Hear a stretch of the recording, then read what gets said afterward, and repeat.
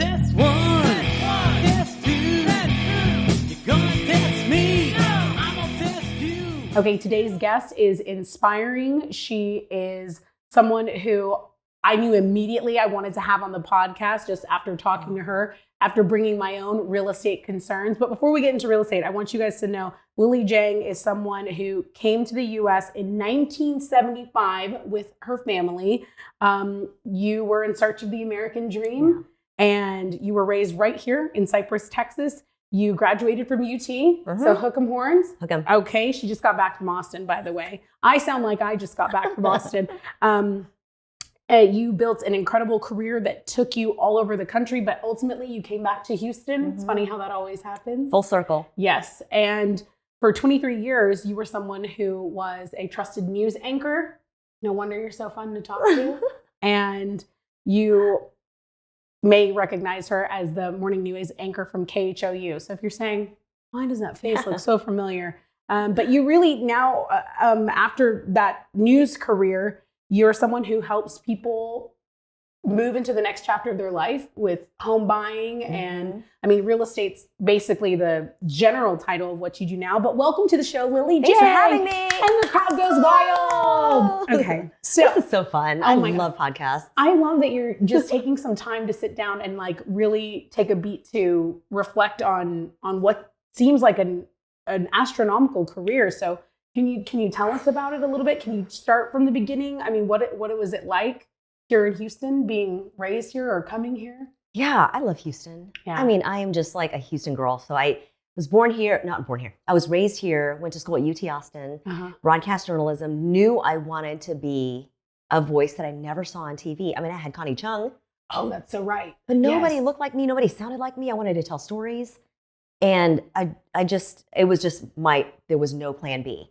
It was, I'm going to be a journalist. I don't know if it's going to be newspaper, radio, or TV, but I'm going to do it. So did you run that by your parents? What did they think of that goal? I had no idea. They had no idea, but they supported me. But it was like, you're an immigrant child in America. You're going to be a doctor, engineer, a lawyer, something like that. And here I am telling my parents, I want to be a newscaster. And they're like, say, okay. We'll support you. But they didn't know what that looked like. And then my first job was in Amarillo, Texas. Okay. Making $18,000 a year. And they were like, good Lord. They're like, this is not what we had envisioned for our daughter. Yeah. And what are you doing in Amarillo, this small town so far away? Yeah. And so, but that's, and I know that's just the course of what it's going to take, paying your dues in the small towns before you get to the big cities. So it was Amarillo, Birmingham, Alabama for 2 years. Wow. And then Seattle for 12. And then finally Houston. And when you're in TV, you just dream about coming back to your hometown. So your parents, your family, your high school friends, your childhood friends can see you and you can tell their stories. And this is my community. Yeah. And what is one thing I always ask people, because they don't understand those starter markets? Oh my God. It's such a schlep. It's an important job because those communities need voices as well. But what is one thing that sticks out to you that was like, oh my gosh, like this is where I am for the next couple of years? I remember going to Amarillo, and it was a small little dusty West Texas town, right? Okay, every Tuesday and Thursday, they would feed the cows, and it was like in the air was cow manure. I'm a Houston girl, and I had to smell manure doing my live shot, standing on the side of the road and going, I can't get the words out of my mouth. It's cow manure. Oh my God. And it was just the way of life. Yeah. And I didn't know anybody. You just go there, pay your dues, and it was a great experience. Yeah. I loved it. Loved it. What was the feedback from the community there? Are there a lot of Asian people in Amarillo? There were people who worked, I forget the industry, but it was like Tyson Chicken or something. But there were Asian people, but they'd never seen an Asian person on local news. Can you imagine how cool that must have been for them to see that? I love that when dads with daughters would come up to me and say, tell my daughter, to watch you because, she looks like you. Like that was so cool for me. Okay, so that was in Amarillo. What about Birmingham, Alabama? What's Alabama like? Have you ever been there? I probably drove through. I had never been there. Okay. And then I got a job offer there. And so I drove my little Honda Civic through like Amarillo, through Dallas, by myself, all the way to Birmingham, Alabama. I'd never visited. Uh-huh. I didn't know what to expect. I just thought it was just like, it was 1999, right? Right. It was lovely. And my 2 years there were lovely, but I had no idea what to expect. Again, I don't think they had an Asian person on TV before me. Wow. And it was like double takes. People would just look at me. And I was dating a Caucasian guy at the time, and it was just double takes. Wow. And back then, I don't know if it's still in the books this way, but interracial dating is not okay. Yeah. And so that checks out. When I think of Alabama, it seems like maybe a place that isn't as progressive as everywhere else. yeah, but people were lovely, but they did the double take on me. Yeah. Like- They were lovely to your face. Oh, yes. But let me tell you, when I had to have the Texas accent, because I don't have one, even though I grew up in Houston, like in Amarillo, I had to have a Southern drawl. Uh-huh. In Amarillo. So in Birmingham, I had to have a Southern twang. Really? So it's like instead of saying good morning, it was good morning. Oh, that's so crazy that you had to pick up on that and assimilate in that place and in this place. I had to be a local, so I had to like adapt. And it was like, Yeah. can I just not? Can I just talk the way I talk? Can I not? Wow. Yeah. So then 2 years there, and then Seattle, that's a major media market. How was that when you got that call? I loved it. It was like a few other cities that I had offers in, but I was like, Seattle, I'm going all the way over there. That's so cool. I was there for 12 years. Such a beautiful part of the country. Isn't it? But they say, does it rain a lot? Is the It's- seasonal depression a thing? Spitty. It's spitty. Okay. It's spitty, it's drizzly, but Mhm. I loved it. And It's I didn't gorgeous. appreciate it as much as I do now Mm-hmm. because it is one of the most beautiful places on earth. And I've done my fair share of travel. Seattle is God's country. Wow. I love it. But it was like, there was nothing like coming home to Houston. Yeah. You know what strikes me Nothing. about just hearing this origin story is that you go to Amarillo, probably likely the first, Asian American on that show, on that newscast. Same thing with Alabama. And you're just going and you're kind of trailblazing and not really knowing it at the time. Yeah. And like you said, you didn't appreciate Seattle, but you go over there and how young were you? Oh my gosh. See, okay, I was 22. You don't know anything. You don't know fear. We just did what we had to do, right? I'm an Enneagram 8. I'm a Sagittarius. I was born in the year of the ox. So I'm telling you. I'm an ox. You're an ox too. I'm an ox. And I'm a Libra. So we get on. We get on. Mhm. Yeah. No fear. Yeah, just go. The world is my oyster. And I've got- positive attitude too. Yeah. That's that's probably my favorite thing about Sagittarius, because they can make magic out of literal like dust. And I'm just like, you know what? I need to hang out. I need to get close to this person because wow, it's a gift. And when you're around negative people, the way they bring you down, if you're around a positive person, it's the opposite effect. I mean, so 22 in Seattle, my Lord. oh, 26 in Seattle, but 22 when I started. But 22 when you started, Yeah. that's still, you were a baby. So you were a baby and you kind of made roots there. Mhm. And tell me about life there. Oh, Seattle was amazing. So when you're in your 20s and your 30s, you make your lifelong friends. I'm in my 50s now. And so all of the friends that I made, Skincare routine, we'll ask her out. Oh. I'll put it in the comments. I need to share this with you. Tell me. I will tell you. We'll Okay. save that one for later. We'll forget. We'll Okay, we we'll won't circle forget. back. We'll circle back. But I like Seattle. And so my friends from there, I'm still lifelong friends with. That's awesome. It was a beautiful time in my Yeah. life. But I was like, at some point, I know I'm moving back to Houston. And then my dad got sick. Oh, wow. And so I broke my contract. You broke your contract because your family needed you. Yes, back home here. And I was able to. I had a clause in my contract in Seattle that if mom or dad gets sick, I'm out. Wow. Sold my house, left everything I knew. That was my first big adult job, Wow. right? And then I came home to Houston, and it was just it was beautiful the way it laid out. So I got the morning job here in Houston at KHOU. I loved it. I loved my co-anchor, Juan Trevino. We had the best time. Yeah. And then never did I expect in this lifetime the devastation that would come next. Oh my gosh. So Yeah. you're here, things are going well. You do the stand-up admirable thing because, I think especially immigrant families, it's just like you're so close. People don't understand. I try to explain this to my boyfriend because my family's in Corpus Christi, which is, I think it's far. I think it's just perfect, the perfect amount of distance enough.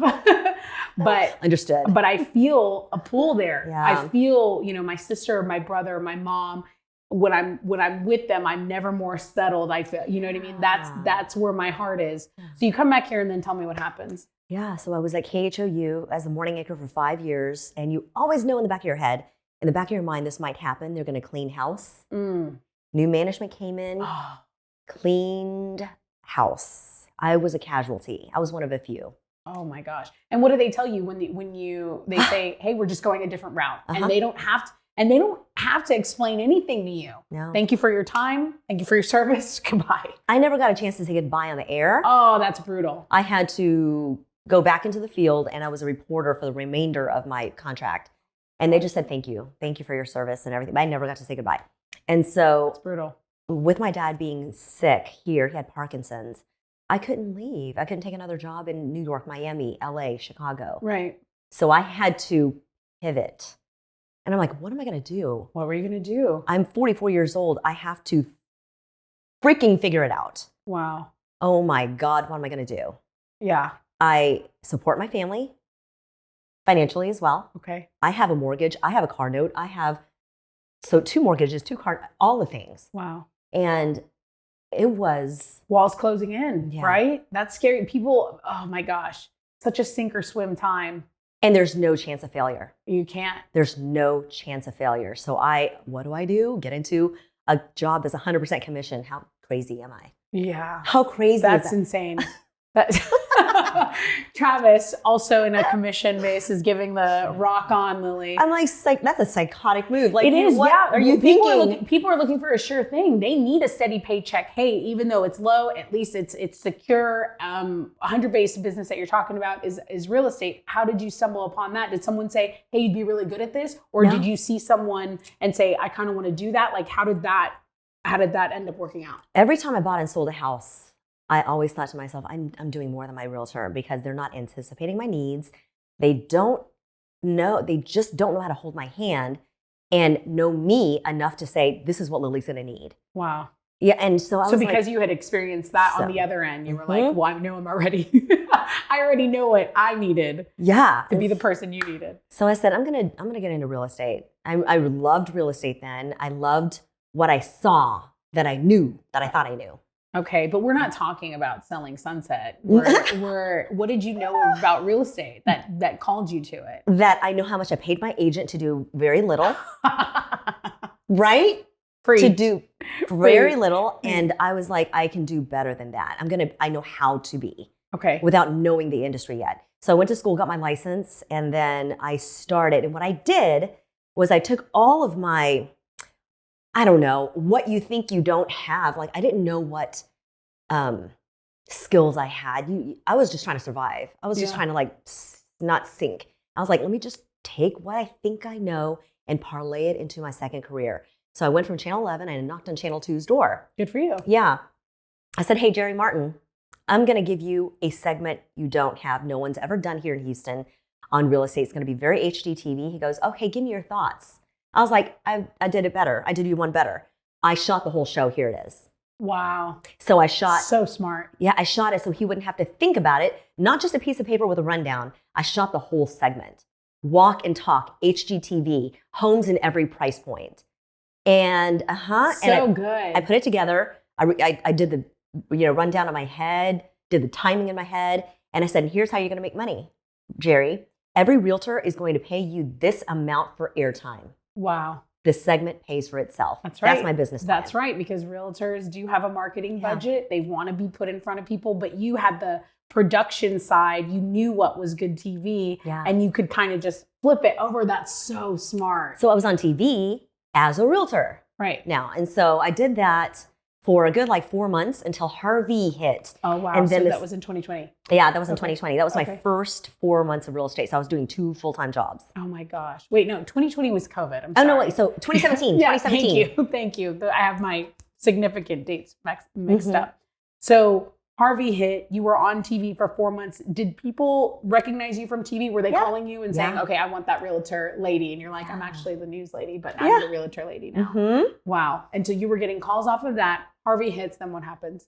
Harvey hits, and then the segment just didn't continue after that. Okay. But it was a great foray into real estate for me. Okay. That was a great, and then you fast forward 2, 3, 4, 5 years, and then it had a show on NBC, and it was called House to Home on Channel 2. I love it. It was great. So, I mean, I think just for taking a beat to tell people, because I have so many people asking me, how do I get on your show? I want to be a guest on your show. I want to. And they have done none of the groundwork. They don't have a picture, or they're even elusive. They're like, I have something that should be on your show. I'm like, can you please tell me? We all have the same amount of time in the day. Yeah. I have like this amount of time to get it together. Tell me the what, tell me the where, tell me the why, tell me how my viewers are going to benefit from this. And you already knew all that because you knew what was on air. That is so brilliant. I cannot get over that. Okay, so now you're doing the show KPRC2 on the NBC affiliate. What happens next? Yeah, so that little segment ended right when Harvey hit. Okay. And then I just went full-time back into real estate because that little segment died. What does full-time in real estate look like for you? Oh my God. There's no work-life balance. Really? There's no work-life balance. Okay. It is it's 8 days a week, 500 days a year, right? Yeah. It is my phone sitting here while I'm doing a podcast with you. My phone's right here in case somebody texts me. Right. And I'll have to say, give me a second. Yeah. Because I try not to let my clients have to wait more than 10 minutes without me replying. 30 minutes max. They're desperate in a lot of ways. Sometimes they finally have taken the leap to say, hey, I mean, I know I was. So we have a situation. I'm one of these people who thought buying a house would make me an adult, and turns out I didn't want that responsibility. So I text Lily and I'm like, hey, I have this house. It's an Airbnb right now, but the city has the Airbnb mandate now, which you have to register, which is fine. That's fine. World Cup's coming. What do you think I do? I want to sell it. Lily will be on Houston Life on Tuesday, and we'll be talking about trends. We're going to have 2 segments, but sometimes that's not enough. So what did you see in 2025? Let's go there. We'll jump from your personal life back to what the market and back and forth. 25 was a year that was very pre-COVID. So when you think about real estate in 2018, 2019, 2025 was really that. It was a buyer's market. Mm-hmm. There was a lot more inventory than buyers. Mm-hmm. And I think HAR's statistic was there were 15% more homes on the market than 2024. Mm. So a lot of homes, fewer buyers. Mm-hmm. It was a buyer's market. A buyer's market. We're still seeing that right now, even though we're in 2026. Why are we seeing that? Because everyone talks about how Houston is such a hot spot. So many people are moving here, but they're not necessarily buying a house right away. Yeah. Houston's a hot market. There will be zip codes that will always be multiple offer situations. Westview, Memorial, the Woodlands. Interesting. I just had my John Post home in the Woodlands. Uh-huh. It was 5.5 on the market, multiple offers. Wow. It's also, one of the last homes on the water, but the Woodlands is gangbusters. The Woodlands is so beautiful. I love it. It's so beautiful. Every time you go out there, it's one of these places where you go, wow, why don't I come out here more? Yeah. People, I swear, if my job, people that get to work from home or can have a job close by there, I mean, the Woodlands really is such a cool place to land. Yeah. Okay, so that's happening in 2025. Yes. What is your crystal ball saying for 2026? So even right now, even in 2026, builders, if you're looking for a new home, the incentives are off the charts. Mm-hmm. So I had a client yesterday put in an offer. The incentives from a builder, they went from $480,000 on this particular house down to $409,000. That's a $70,000 drop. And on top of that, if you use the in-house lender, $25,000 off of that. That's insane. So they're taking the hit. They want these homes off their books. Okay. Deals are to be had. Okay. So you can do a little haggling back and forth with people. They're more willing to listen and negotiate. Yeah. And I think all signs point to in 2026, both sides coming to the middle and meeting in the middle. Mm-hmm. Is it a buyer's market? Is it a seller's market? I think they meet in the middle, and it's a very normalized market. Mm-hmm. It's not hot for one side or the other. Mm-hmm. How did you work on this craft when you were continuing? Because I can ask her any question and she will have the answer, or if you don't have the answer, you'll find a way to get it. Mm-hmm. Being a problem solver, where do you think that comes from? I will tell you this. What birth order are you? I'm the youngest of 2. Okay. And my brother is the older brother. Okay. But I feel like I'm the oldest child. You're giving older sister vibes. You're giving eldest sister vibes. I'm very like Auntie Lily to everybody. Okay. Okay. I'm Auntie Lily. I think that, I don't know, either you're born with it or it's the resilience. I guess I didn't know. Talk about the it though. Like, what is the it? Because you have some people, this is always my analogy. Some people will walk in the room and they'll go, what can I do to help? What can I do to help? And then some people will just walk in and they will see what needs to be done. They'll start picking up trash. They'll start doing stuff. And I think that those are the two different people, because a lot of people can say they're helpful. And then a lot of people just, they are innately doers.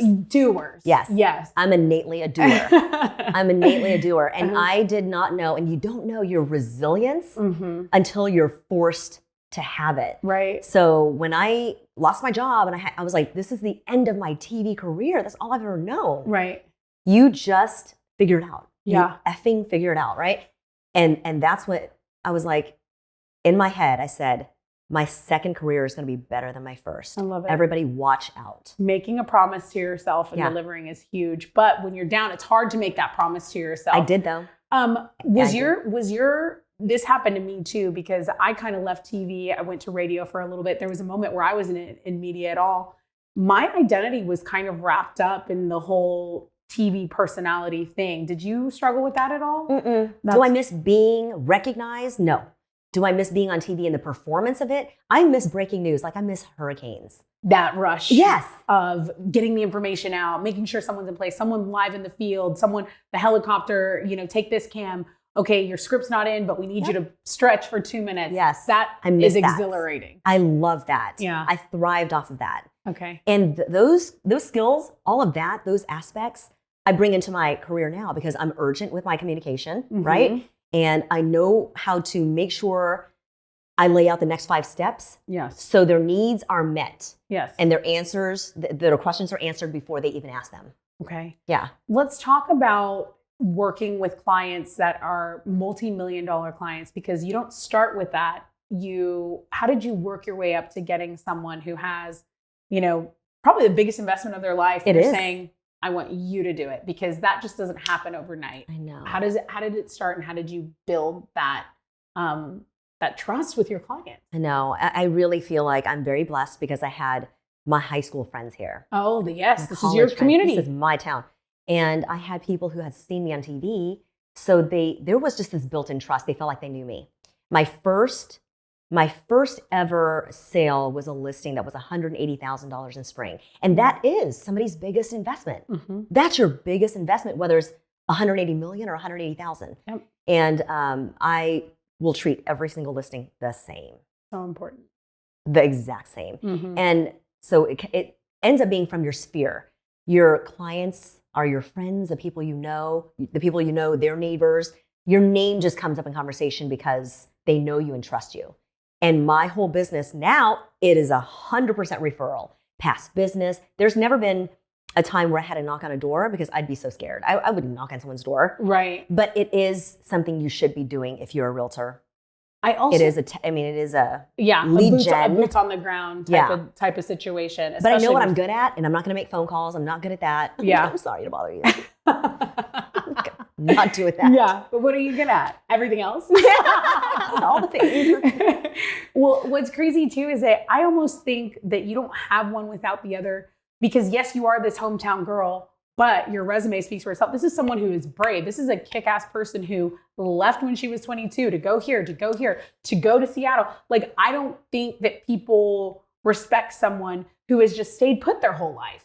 Like, you know what I mean? Like, you gotta, especially when you're young, I feel like, even if you, like for me, for example, I went to LA thinking I was going to be the next big thing. What the hell? Didn't know anyone, thought, oh, well, they'll just see me. Look, I'm likable. I'm fun, right? But you are all that. Right. But there are 10,000 of me per day in that city. You know what I mean? Yeah. But I came back with life experience, a story to tell. I knew hard times don't last. Tough people do. And so I don't know. I just think that you going out and proving yourself in the media community came back. I think it does add this ultra level of trust and respect for you. What about when someone refers you, because you do work 100% on referrals, tell us about the nightmare clients. Tell us about nightmare clients. Like, what is a nightmare client? Oh my God. Or is there not? Or are they just picky and you respect that? Because that could be a thing too. Let me tell you about this deal that I had that it's like, I need to write a book on this. Okay, there was a house in Cyprus that I had to sell, and it was a foreclosure. Okay. It wasn't a foreclosure, sorry. The guy who owned it, he was in the news. Okay. I can't remember his name. This is like very long ago. He swindled his investors. We're talking about tens of millions of dollars. So he was a scammer. So he's on trial. He dies. I had to sell his house, and his wife was in there, okay? And so we had to get her out. This house, I mean, like his homes in Colorado and Dallas were like 10, 15, 20 million. They were huge. This one in Cyprus was less than $1 million. Okay? Okay. That's interesting, right? Yeah. It's a hideout or something. So think of this, picture this. It is an older home, 7,000 square feet, a pool in the backyard, and a pool house that is 2 stories. You walk into the pool house, and all you see when you go in there, you know when you walk into a museum and you see all those displays where they put the necklaces on? Yes. They were displays, and they were all empty because the government confiscated all of the jewelry. So like a heist. Yes. And the attorney who hired me to sell this home said, Lily, look, he opens this door and he presses this thing. There's a commercial ladder that comes out of the ceiling. It's like a panic room. Panic room on the 2nd floor, okay? Whoa. And I'm like, oh, this guy is not dead. He's not dead. He's not dead. And what is happening? The way the buyer bought the house, sight unseen, cash, it was all strange. But this commercial grade ladder that was $150,000 comes out of the ceiling. We went up there. Cameras are up there. I'm like, but no one's operating them because he's dead. Right. Oh my gosh. Something's going on. Yeah. Okay, so we sell the house to this guy.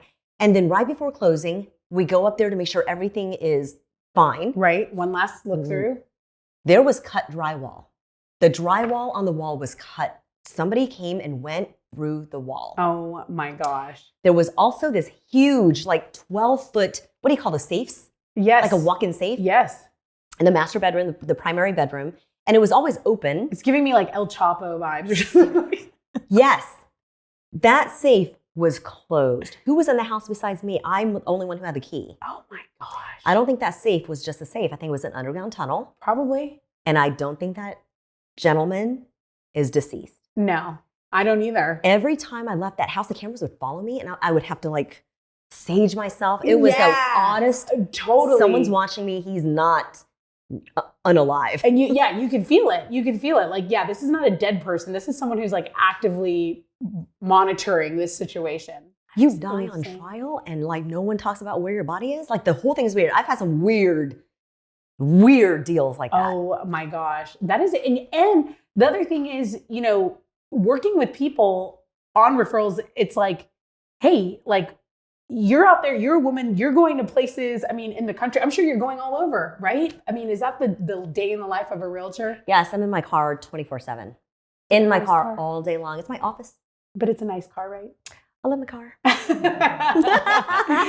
Good. We love her. I bet you know every song ever on the radio if you're always in your car. What's your playlist? Oh gosh, right now I just drove back from Austin this morning. I was 70s disco. Oh, so love. It was 70s yacht rock and disco. I was just like cruise. We did 90s country this morning. I love it. Yeah, it's a good vibe. Or if I'm in a bad mood, Travis is like, Alexa, play the blues or like something. Let me tell you, let's circle back to that skincare thing. Okay, tell me, flawless. I mean, I'm looking at you, but I'm looking at you. No.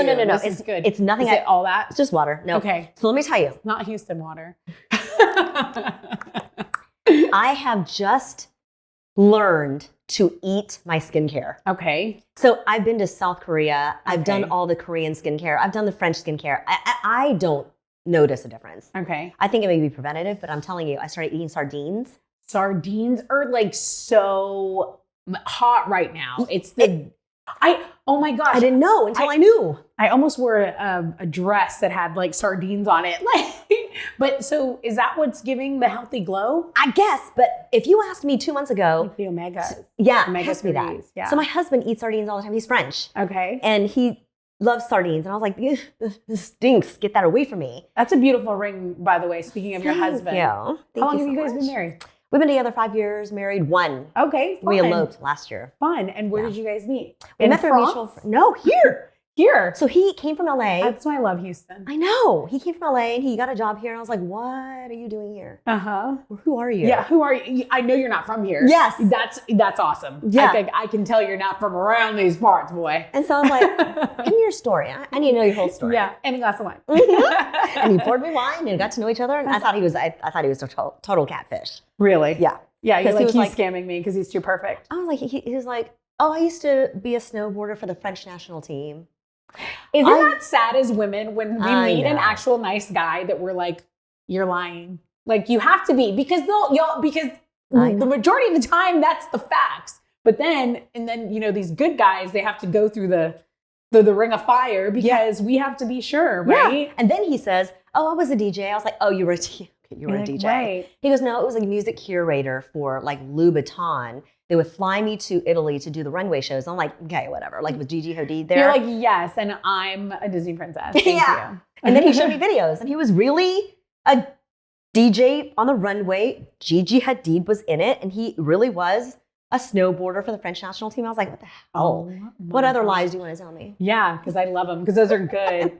But you're well-traveled too. I mean, he was equally impressed by you. You're like, well, I'm the top realtor in this city. You see this? You see this land? This is my This town. is my turf. This is my turf. This is the time in the show where we remind you that J. Barrera Law is our wonderful sponsor. Their Houston number is 281-845-2723. We're so grateful for J. Barrera Law, not only supporting my dreams of having a podcast, but also just being there when we need them most. If you guys get into an accident, you get into a situation where you need some legal advice, jbarreralaw.com is a website to check out, and 281-845-2723 is the number you call. And tell them Tessa sent you, because I feel like we could get some more episodes the more we call. I feel like those two things are definitely connected. That's how a sponsorship works, guys. Let's talk about you about your travels because are you still writing like a travel writer? Or No. But you are, very cultured. Let's talk about some of the places you've been. Oh gosh, I'm just like a child of the world. How many countries? Probably 80 countries now. 80. Don't ask me which is my favorite. There's no way. I won't. There's no way. There's no way. But I will ask you for your itineraries. Yes. I'm like this. So my husband. Okay, what about top 5? Could you do top 5?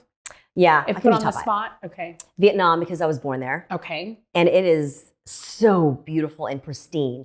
Largely untouched, but very touristy. Okay. Now, Vietnam's one of them. Lake Louise, Banff.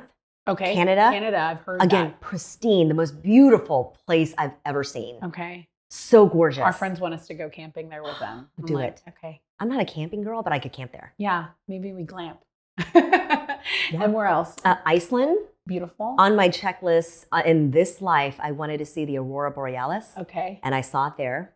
Gorgeous. So I'm very woo-woo. So, Good. okay. So we So can talk about that too. my first country I went to solo was Ireland. Ooh. Something about Ireland, I've been there before in another life. Yeah. I know Aren't I was. the people so great? Wonderful. I love Irish anything. Yeah. St. Patrick's Day is my favorite holiday. Really? It is. I tell people, I treat St. Patrick's Day the way white people treat Cinco de Mayo. Like I go all out. I have an Irish car bomb. I have the pierogies. I drink green beer. I dress up. I love it. Anyone who the answer is yes if you invite me to anything Irish pub or St. Patty's Day because it's my favorite. It's just it's so drink and be merry. But I'm sure the country is not just the way Cinco de Mayo is not Mexico, Right. I'm very fond of the Irish culture. I just knew in a previous life I was standing on a hill and it's dusk and it's breezy and as far as I can see, I see these castles in the distance. Wow. The lights on it and I want to know who they are. I've been there before in a previous life. And I did that in this life. Wow. So I went there solo and then I was on a little tiny bus and there were like 10 of us. Okay. And so we get out and everybody says, oh, I'm from here, right? And I was like, Houston. And these two kids, they were like in their young 20s at the time. Children. Babies. They were babes. Yeah. And they were like, Seattle. And I walked over to them. I was like, hey, I live there.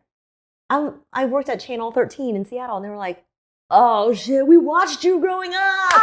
I'm like, love great. it. I'm your love mother's it. age. Yes. And so they became my literary pub crawl drinking buddies for the next 2 so days. fun. So fun. The stories you have when you travel solo, unbeatable. I was just about to say, I admire people because I, like myself, if no one will go with me, I will book it. I will go by myself, and I will have. You don't have to consult anyone on what you want to do. You do exactly what you want to do when you want to do it every single day. It's how you want to amazing. do it. Yeah, and I love it because I'm an introvert. Okay. At the end of the day, I have to be by myself. Recharge. Recharge. That's how I feel. Yeah. So I love being in my own head I just want to observe the world. Mm-hmm. Feel it. Feel it. Yeah, feel it and feel what the day, exactly, like kind of when things are happening, like after this podcast, I'll have a thought about it later, on my own. I'll be like, I should have asked her this, or I should have done this. But I like letting stuff digest slowly later. It's like I'm not absorbing it all in the moment.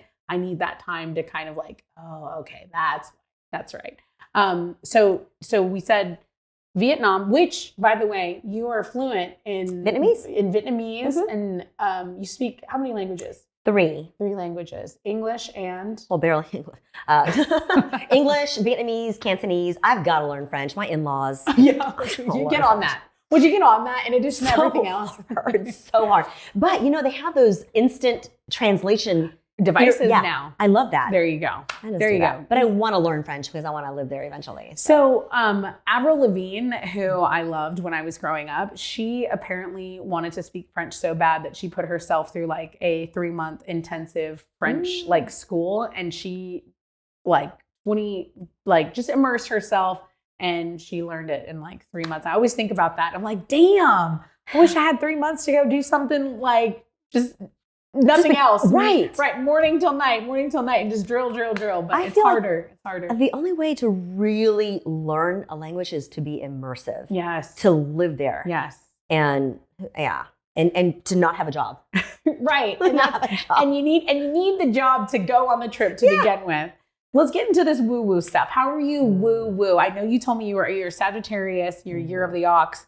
What role do you think that plays in your life? How did that side of you, when did you start leaning into that side more? Because I've always kind of looked into astrology and tried to understand people more. I think that's where my love of astrology came, is because I wanted to understand people around me. If I didn't understand the way they moved, I'm like, well, where were you born? What do you do? Yeah. What's your birthday? That's how I initially got into it. I believe there are clairvoyants. I believe there are mediums. I believe people do have these 6th senses. Gifts. Yeah. I don't. Yeah. But I believe in all of it. And I believe, there's a dog that I love so much. It's my friend's dog. And the dog's name is Bogey. Okay. And I believe that Bogey encompasses part of my grandmother's soul. Wow. Like, my grandmother passed 20 years ago. See, this is woo-woo, and people are going to be like, oh my God. No, I love it. But you're going to love it even more when I tell you I had a Yorkie named Bogey. Okay, done. And so Bogey, I dog sit for Bogey. I just love him with this affinity I've not had for other dogs. And I just gravitate towards him. And I feel like he's got that calm presence, that calm soul like my grandmother had. And she passes through him. Wow. I believe that. Wow. I absolutely believe that. And so every time I see Bogey, I'm like, so past lives. lives. The whole thing. Manifesting. Yes, absolutely. Yeah. Do you have any mantras that you have for yourself?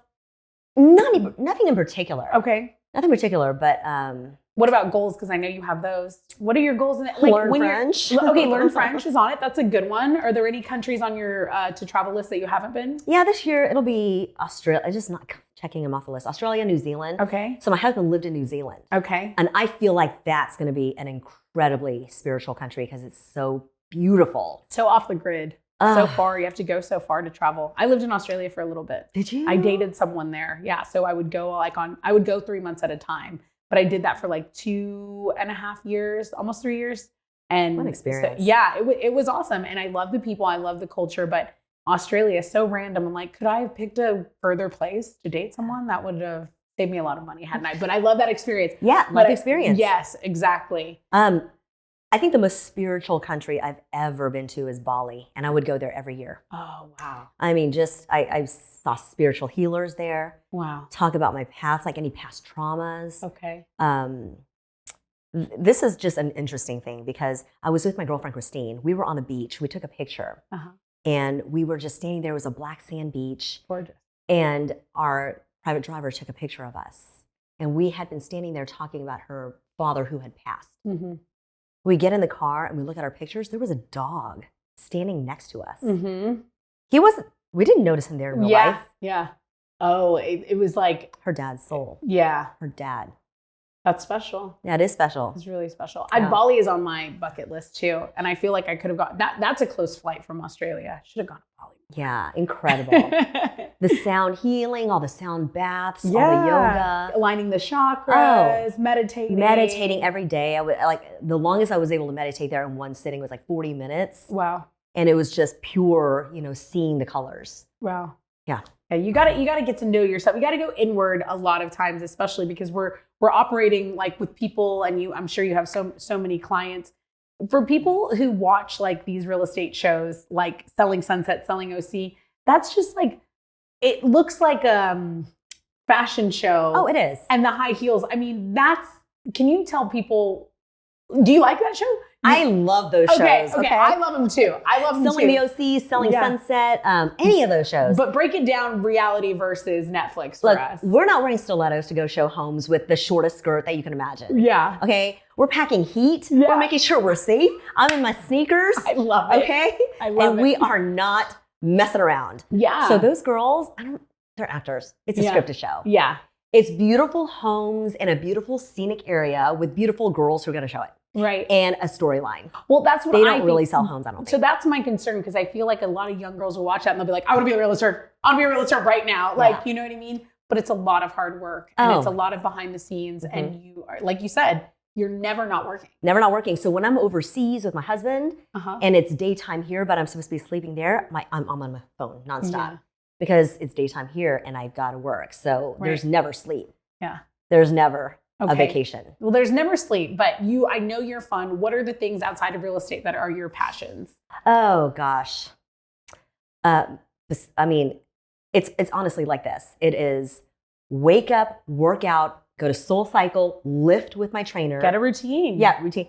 And then go home. I'm in bed. I'm so routine. I'm in bed with my iPad by 8:00. Okay. Rinse, repeat, add travel in there. That's it. That's my life. Okay. It's predictable. It's like boring. I'm in the boring phase and I love it. It's so good. Like you will not find me at a bar. Okay. Oh my God. Let me tell you something. Tell me. I think that was Friday. So my girlfriend and I were at Katami having sushi. Yum. We go to Eberhard. Is it Eberhard? I have no idea. It's a bar. Okay. Never been. In Montrose. And it's this beautiful new bar. And there was a singles mixer. Fun. We stumbled upon it. It was a huge private party by Crush Club. Okay. Packed. We're like, we can't get in. We were just going to go and see. I'm making a mental note to look up Crush Club, because anything that for all your singles. That sounds fun. Yeah, because Valentine's Day is coming up. Yeah. And we love telling Houstonians about little things like, see, this is why I have to talk to people who are out and about. Okay. Yeah, and so our friend just walked us in, but it was a private event. So we go in there, it's like you're sardines, right? You're just like, okay, and people come talk to you. 80% women. Where are the guys? Where are the guys?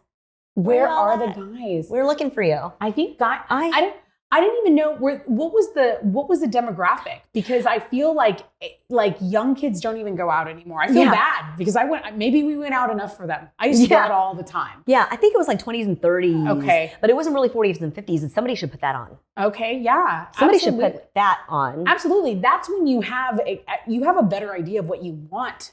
40s and 50s. I feel like. I have the most incredible girlfriends who are not broken. They've done their life's work. They've done their therapy. They've healed. They are self-sufficient. They're independent. They're strong. They're all of that. They're fun. They're traveled. And where are the guys? Where are the guys? Why do you think that is? Why do you think that is? I don't know anymore. They just are they coasted? They didn't do any of the work. They were like, nah, I don't need to do anymore. Know. I'm here. I've got a, decent job, and I just, have a baby mama or two. I just listen to their dating stories and I'm like, doesn't it sound so scary? It's so sad. It is.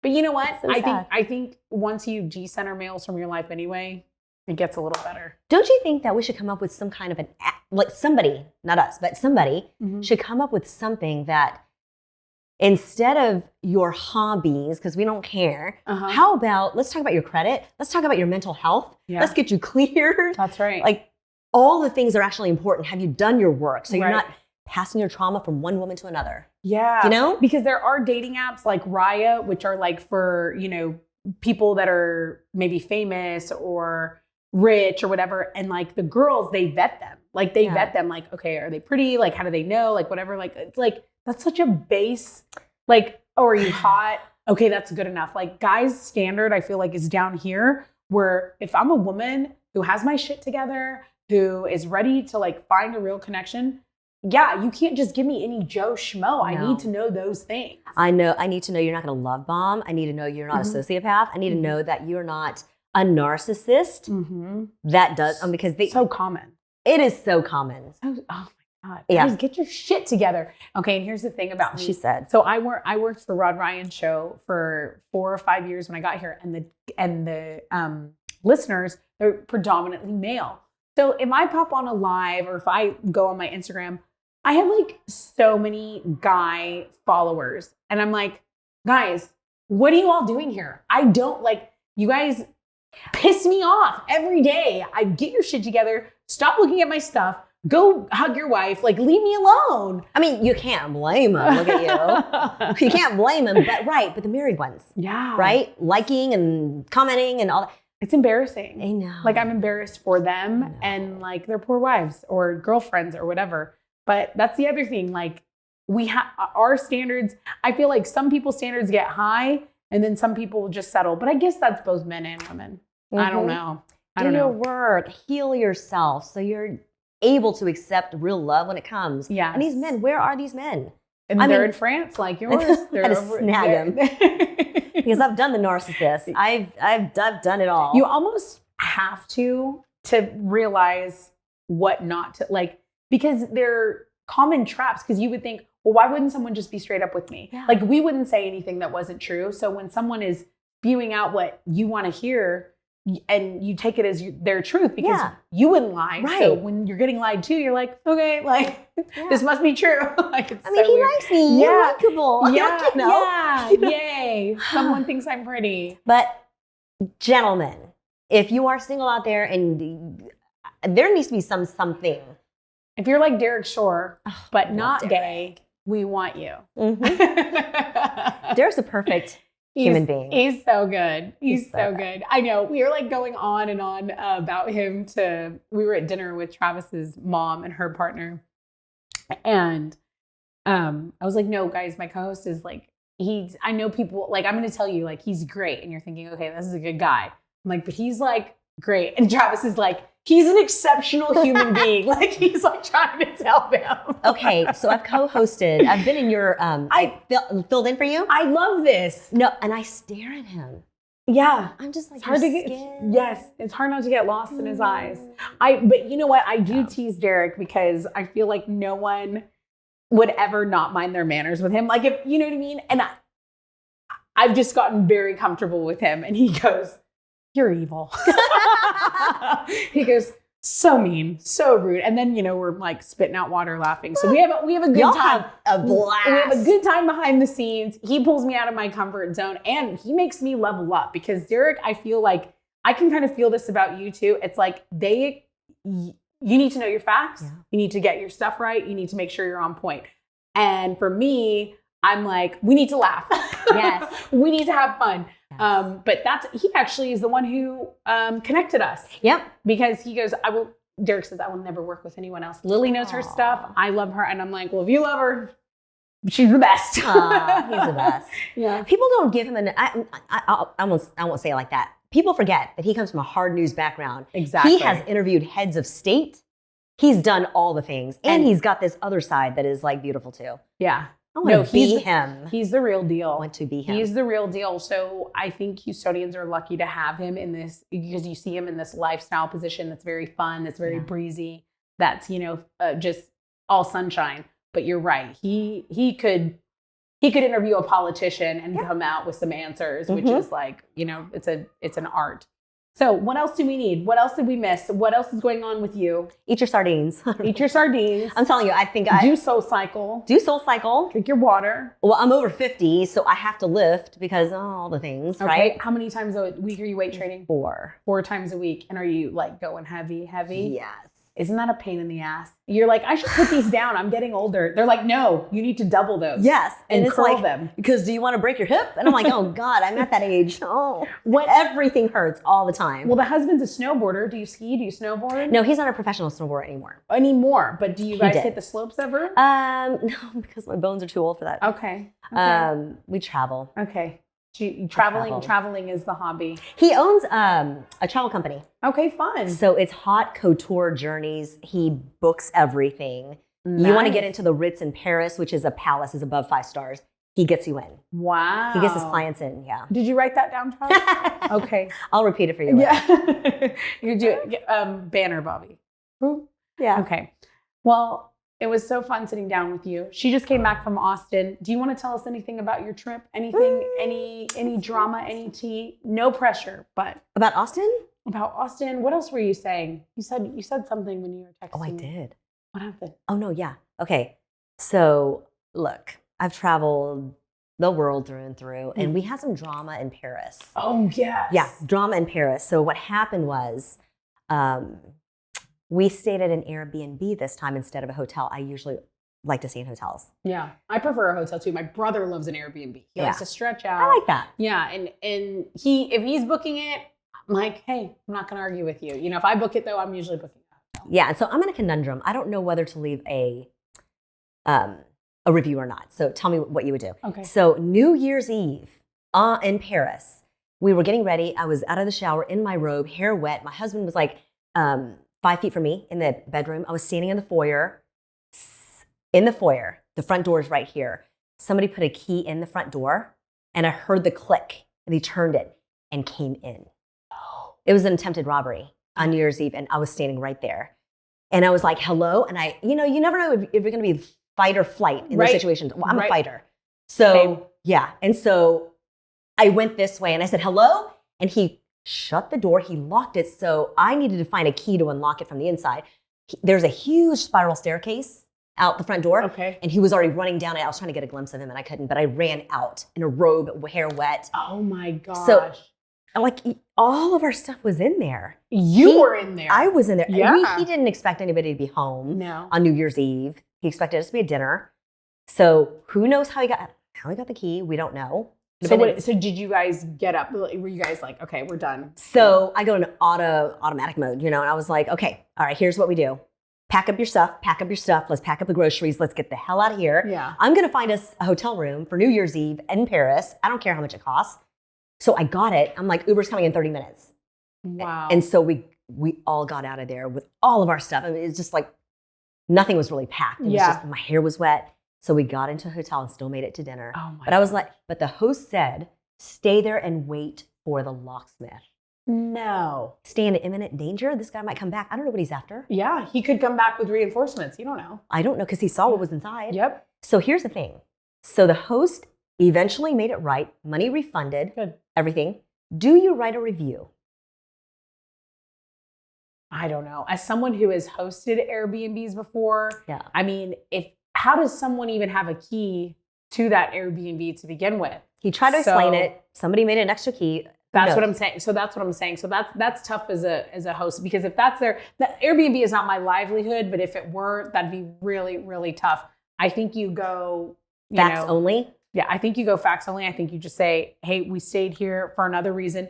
For one reason or another, we had to get a different hotel, but the Airbnb host made it right at the end of the day. We did get a refund, because those are the true things, right? Those are facts that cannot be disputed or flagged. I Right. guess. And it's not biased. It's not like, oh my God, I was so terrified, even though you were those things. Yeah.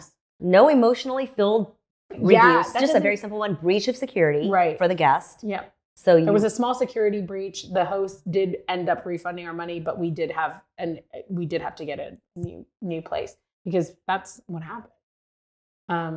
Yeah. that was terrifying. Okay, so you kind of triggered a memory for me when I had just moved into a little 1-bedroom apartment. This was in Corpus Christi when I was a sports anchor.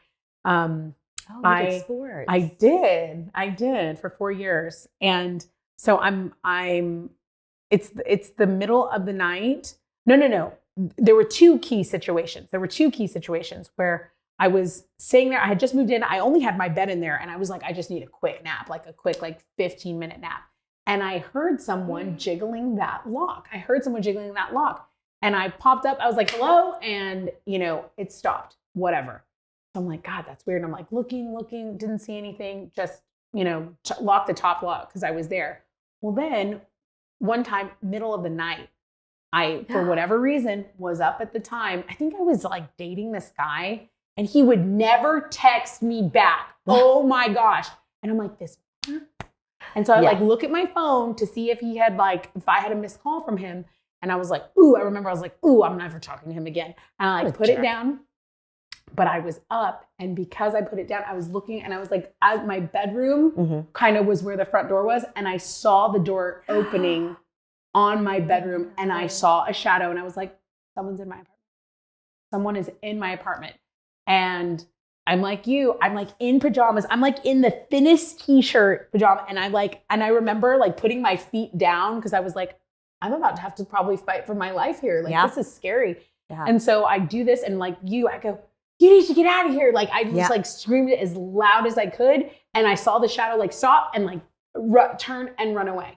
And I had a locksmith come. I bought a gun the next day. I mean, I was so young. I got my firearm training done, the whole thing because of that. And not just because of that. That's a big thing. Right. Yeah. You need to have that. Well, I needed to have that. And I remember my uncle in law enforcement at the time. And he's like, you need to get yourself a gun. You live by yourself. You're a pretty woman. You no excuses. You above all people should have protection at home. So I've kind of gone by, I've gone by that my whole life now, and when I met Travis, again, lived by myself, he was in the restroom and he was like, there's a gun in here. I was like, yeah. And then he was somewhere else. He was like, there's a gun in here. And I was like, yeah, And don't you forget it. Yeah. And let that be a reminder because it's important to protect yourself because you have these people that are up to no good and it's scary. How terrifying, how violating. I'm sorry. Yes. Well, same with you. You go somewhere to celebrate. That's the last way you want to start your New Year's. That is the last way. So, well, you can, we're looking for a gun sponsor if anyone wants to. Sardine sponsor. Sardines, guns. A travel sponsor. Yes, all of it. All the men. If you're a single man, reach out to us because we have friends. Right. So we're trying to say. We are not single, but you're watching because you maybe are and you need a good woman in your life. Okay. We know them. And you're not a sociopath. Okay. All right. Well, this was such a fun episode. Thank you so much. Mwah. Love you. Love you. Thanks.